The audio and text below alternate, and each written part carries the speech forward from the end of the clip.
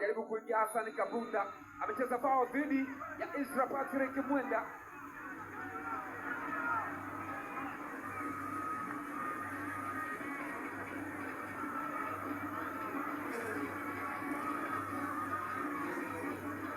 Hassan Kabunda amecheza foul, si mzuri kwake, na bao moja tu. Hassan Kabunda miongoni mwa wachezaji wenye uzoefu mkubwa.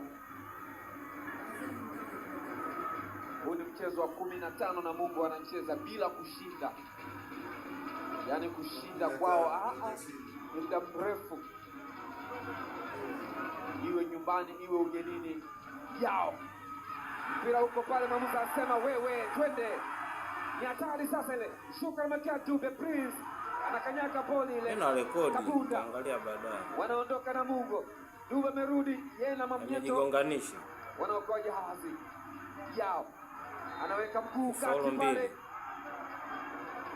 kadi ya njano kwa yao kwasi, kambi anagawa kadi ya tatu. Ndio maana rekodi babu ndio matukio tutaangalia baadaye,